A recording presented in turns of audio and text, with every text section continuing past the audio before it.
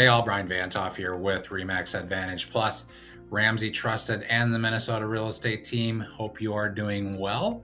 Today is Thursday, December 11th, just 2 weeks before Christmas. We had our first blizzard of the season here over the past week, and I hope you are digging out of that nicely. We'll call it Blizzard Week. A little historical fact here this morning. 15 years ago today, the Twin Cities experienced the fifth largest snowstorm that they've ever experienced, and that is December 11th into the 12th is the day the Metrodome roof actually collapsed. So if you are old enough to remember that, that was 15 years ago here today. So if you get a chance, go online, watch the old video of the dome roof imploding on itself. And really, that's part of the reason why we have US Bank Stadium, or why that got built at a little bit of a faster pace than sitting in the Metrodome for a couple more years. So little historical fact for you here today. But let's talk about real estate. We are going to focus almost exclusively on previously owned homes within a 50-mile radius of downtown Minneapolis in Minnesota, as we talk about the week that was, and then we'll also revisit what happened in the month of November overall, just to kind of give you an idea of where things are at, why this is still the best time of the year to be a buyer, and just give you kind of an overall market picture of what's happening right now, and maybe some ideas on what might be happening going forward. So let's talk about this. We saw just 509 new listings hit the market over the past week. That is up 72 from the previous week, which included Thanksgiving, but 8 fewer than where we were at this time last year for new listings for the same week, primarily because of the blizzard, because of the snowstorm. I think there were some sellers who decided to wait. 75 of those new listings did sell in the first week. Last year, 97 of them sold in the first week. Again, probably snow related. Of our new listings, 327 are single-family homes. That's up 29 from last week. 132 were townhomes, up 38. And 50 of them were condos, up 5. Coming soon listings are at 82. That is down 32 from last week. For total inventory, we dropped below 5,000 available homes to 4,980.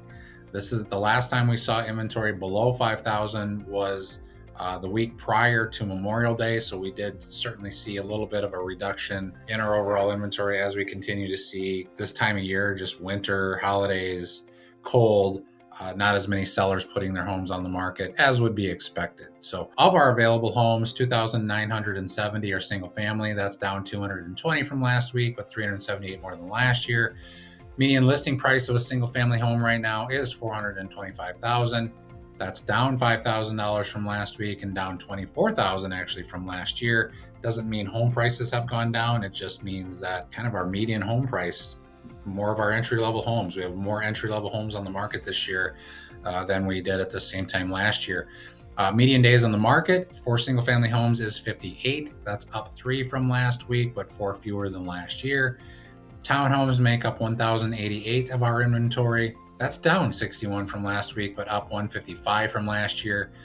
Median listing price of townhomes is currently $290,000, which is unchanged from last week, but $5,000 less than last year. Days on market are 57, up 2 from last week, and up 1 from the same time last year. Condos are 922 of our available inventory. That's down 35 from last week. Median listing price at $200,000, which is unchanged from last week and last year, with days on the market of 98, which is actually up 3 from last week and up 7 from last year. 487 homes went from active to pending in the past week. That's up 100. 660 went from pending to closed. That's up 365 compared to the prior week. And there are 2,333 pending listings on the market right now, which is down 180. Mortgage rates did nothing. They didn't do anything. Even with the Fed rate cut yesterday, mortgage rates stayed pretty much exactly where they were today as where they were 7 days ago. So essentially, we are for a fixed 30-year conventional mortgage on a single family home with good credit. You are looking at somewhere between 6 1/8 and 6 3/8 for that type of a loan. I do have a VA buyer right now that we were talking to my preferred lender about where rates are in VA loans for him. Not everybody, because every loan officer charges different rates, even on VA. I did have a VA buyer be quoted under 5.5%. So if you are a VA buyer, or you own a home with a VA loan that you're looking to potentially refinance, because you've got a 6% or 6.5% or 7% rate from somewhere else, I certainly can get you connected with a lender who can do much better than I would say any other lender that you're going to be able to find out there. So for you, if you qualify for a VA loan, I can get you better options. So give me a call. Shoot me a text, call, email. Overall rates are up about 1/8 from 30 days and 3 months ago, down 1/4 from 6, 9, and 12 months ago. Showing activity for the week, generally pretty slow at 7,720 realtor requested showings. That's 2.33 showings per listing. That's nearly 2,000 fewer showing requests than the same week last year, when showings were at 2.81 showings per listing. Blizzards will certainly keep people home. So that's it for the week that was. Now let's look at where things closed out for the month of November. Most of these homes on the MLS that sold in November or closed in November have now been recorded. So I have something to report on for you and give you more firm numbers on where things are at. As I maybe discussed before, November closed sales in the month that a property closes is generally reflective of a purchase agreement written the month before. So November closed sales are mostly for contracts written in the month of October. And again, this is 50-mile radius of downtown Minneapolis in Minnesota. In November, we saw a total of 2,892 closed sales. We actually had slightly more closed sales last November at 2,968. So this year we had 76 fewer closed sales in November than we did last year.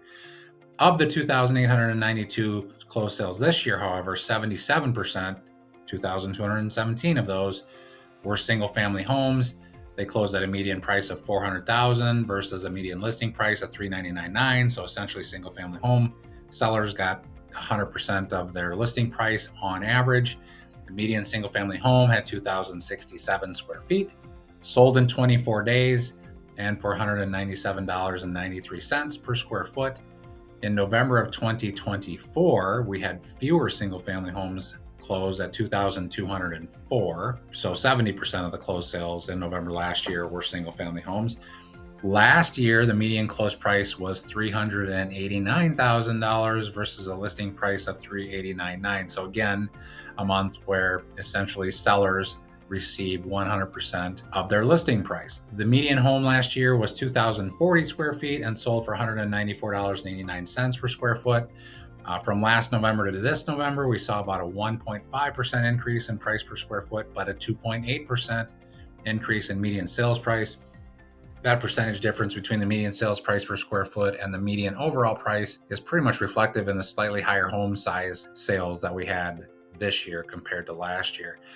If we look at October of this year to November of this year, October saw 2,726 closed single-family homes. In October, the median close price was $406,000 versus a listing price of $400,000. So in October, sellers were getting really kind of 1.5% over list price for their single-family homes during that month. Median home size in October was 2,052, sold in 19 days as compared to 24 days for November, and at $202.42 per square foot.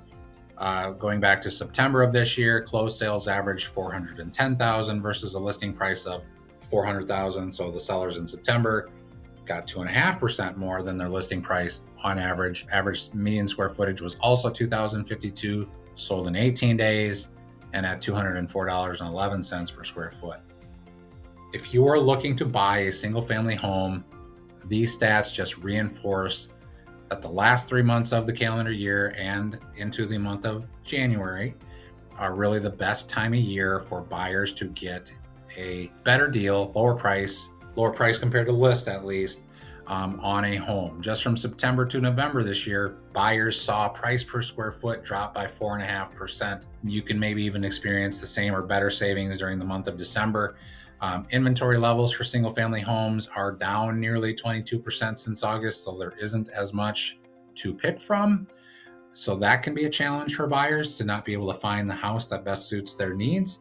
But if there is a home out there that looks attractive to you, you really want to consider giving me a call to take the first step, schedule a showing with me today to go take a look at it, just tour it, see if it's something that maybe is, hey, great, I can get a better deal today than I'm going to be able to in 4 months. The reason I say things are going to be more expensive in 4 months, let's just look at April of 2025. The closed sales for April as an example. April closed sales were at a median of $206.51 per square foot, over 4% higher than where we were in November. Things are more expensive in the spring market, and just the stats just bear that out. So for the November stats that I just ran through, I focus mostly on the single family homes because that is the most number of transactions. The single family homes are 75% generally or more of our closed transactions every month. But let's look at townhomes and condos as well. In November, there were 495 townhomes closed at a median of $290,000 versus a list price at $293, $181.82 per square foot.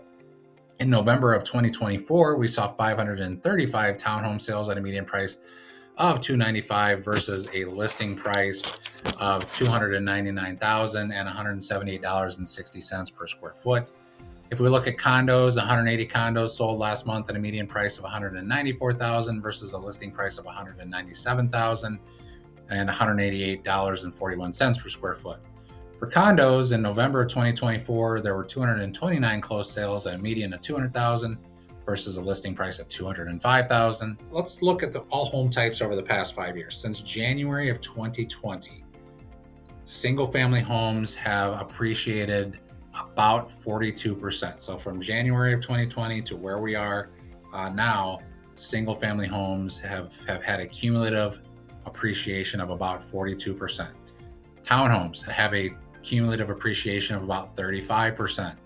Condos have only appreciated cumulatively about 11% since 2020. So condos are certainly the struggling home type right now, unfortunately. So if you own a condo, if you're looking at a condo, if you want to buy a condo, you can probably get a great deal on a condo. Just know that they have not been as strong from an appreciation standpoint over the last 5 years. I'm not anticipating a large appreciation rate on condos over the next 5 years. So that's it for the stats for the week. Please forward this to anyone that you think could benefit from this information or just wants to keep up with the things that are going on in the market. I'm here to support you. I'm here to support them. I'm here to help you, help them.